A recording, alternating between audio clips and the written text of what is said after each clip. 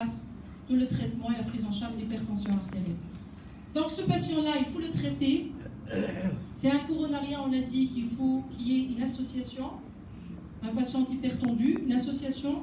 Quel type d'association? On a dit en se basant sur les recommandations. C'est un patient qui a une insuffisance coronaire, donc c'est un bloqueur du système rénine-angiotensine avec un bêta-bloquant ou avec donc IEC bêta-bloquant, ARA2 ou bêta-bloquant, ou un inhibiteur calcique aussi. Les recommandations le disent que ça peut y avoir l'association bloqueur système rénine-angiotensine avec un inhibiteur calcique.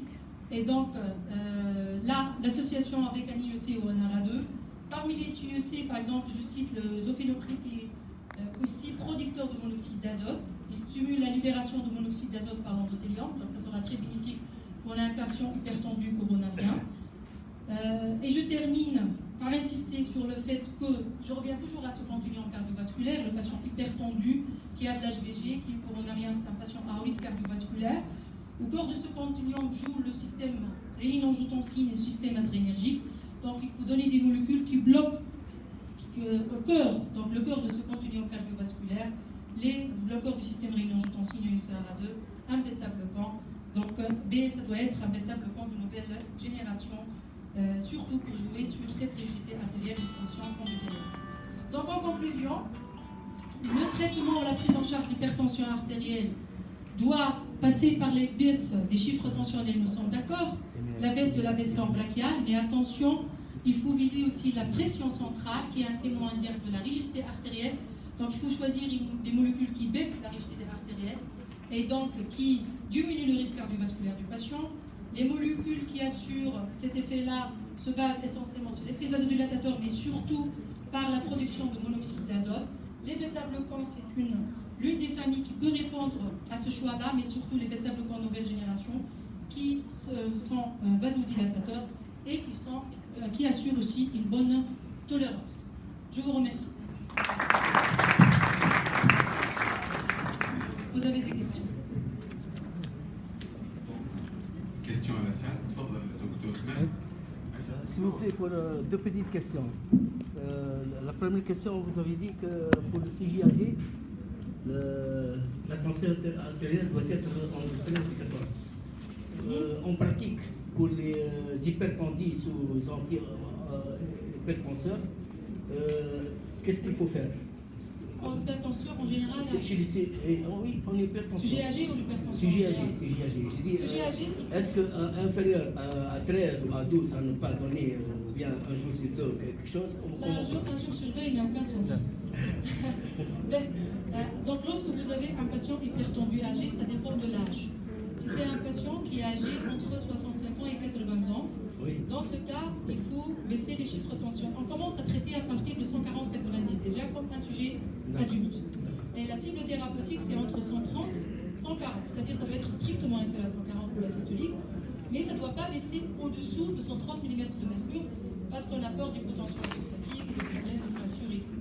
Si c'est un patient très âgé, supérieur à 80 ans, on commence le traitement sur la pression artérielle systolique supérieure à 160 mm de mercure, c'est pas 140. Et la cible thérapeutique doit être inférieure à 140, mais ça ne doit pas être strictement inférieur à 130.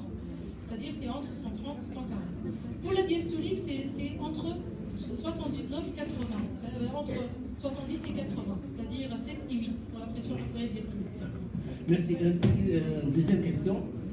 Pour un CG simple, est-ce qu'on peut penser en pleine intention à traiter par les bêta-bloquants troisième génération? Pour un sujet simple, oui. Hypertendu, sans dysfonction érectile.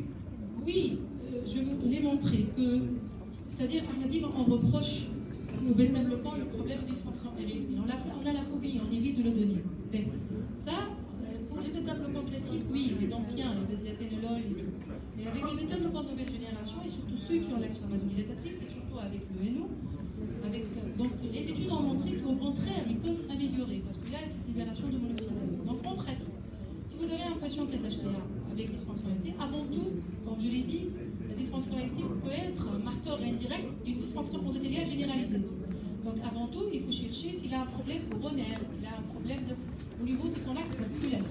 Si ce n'est pas le cas, dans ce cas, si c'est un terrain qui nécessite un bêta-bloquant, je le dis bien, parce que si c'était un diabétique ou par exemple diabétique, là, il vaut mieux commencer par un IEC ou un ARADE. Mais si c'est un terrain de tachycarde, d'un jeune qui est tachycarde, qui est stressé, en état d'hyperactivité sympathique, c'est la meilleure indication. Un bêta-bloquant de nouvelle génération. Ok? Merci. Y a-t-il, c'est quoi l'équivalence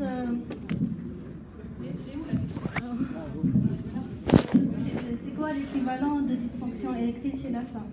Comment savoir? Alors là, c'est une bonne question. Là, il faut la poser. Je connais la réponse. Je n'ai pas la réponse.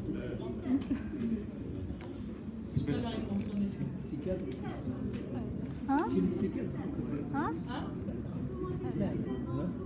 Voilà, dans ce cas, on ne peut pas poser la question sur ça, mais on va voir d'autres symptômes. Est-ce qu'elle est dyspnéique? Est-ce qu'elle a d'angor? Est-ce qu'elle a d'autres choses?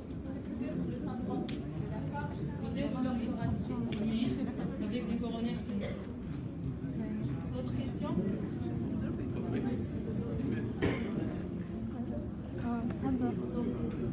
Tiens.